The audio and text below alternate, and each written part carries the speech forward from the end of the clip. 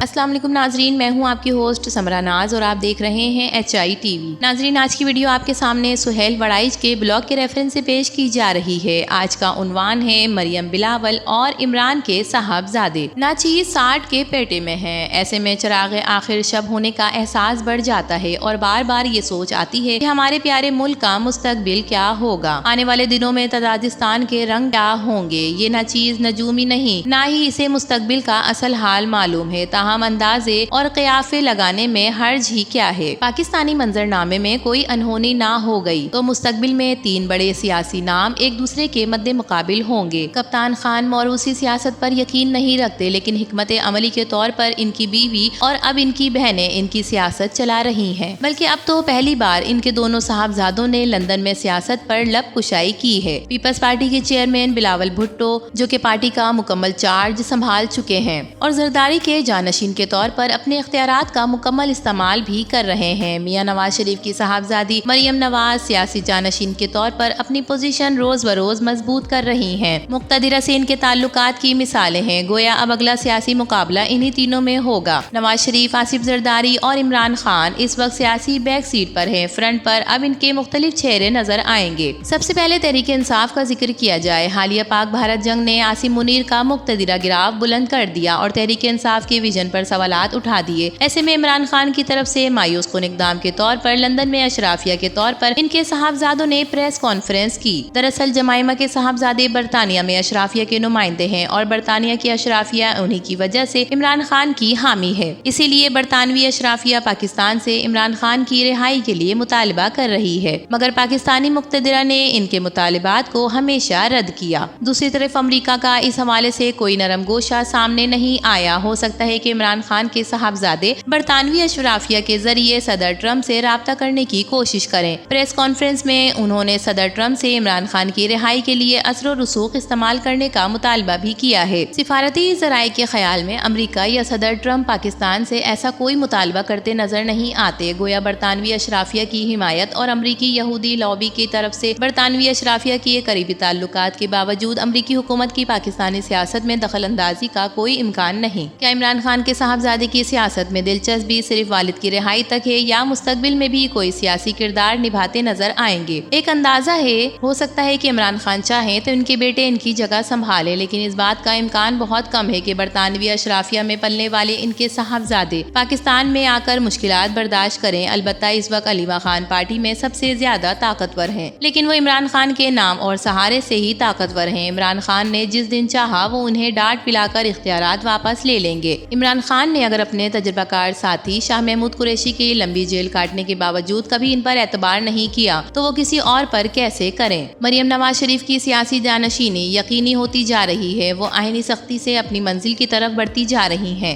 مقتدرہ اور ان کے درمیان خلا کافی حد تک دور ہو چکا ہے۔ دلچسپ ترین تبصرہ یہ ہے کہ لاہور سیکریٹریٹ میں 051 یعنی اسلام آباد سے بہت کم کالز آتی ہیں، گویا مریم نواز شریف بنا کسی مداخلت کے اپنا راستہ بنا رہی ہیں۔ گو انہوں نے مسلم لیگ نون یعنی اپنی پارٹی پر توجہ نہیں دی، لیکن پنجاب کی حد تک اب ان کی چلتی ہے۔ وزیر اعظم شہباز شریف سرے سے سیاست کرتے ہیں اور وہ بہترین مینیجر بھی ہیں۔ اب تک انہوں نے ایک ہی سیاسی جلسے سے خطاب کیا ہے اور وہ بھی دور دراز ڈیرہ غازی خان سے۔ ناظرین، ابھی یہ اندازہ کرنا تو مشکل ہے کیا نواز شریف نے مریم کو جانشین بنانے کے فیصلے سے شہباز شریف کو آگاہ کیا ہے یا نہیں۔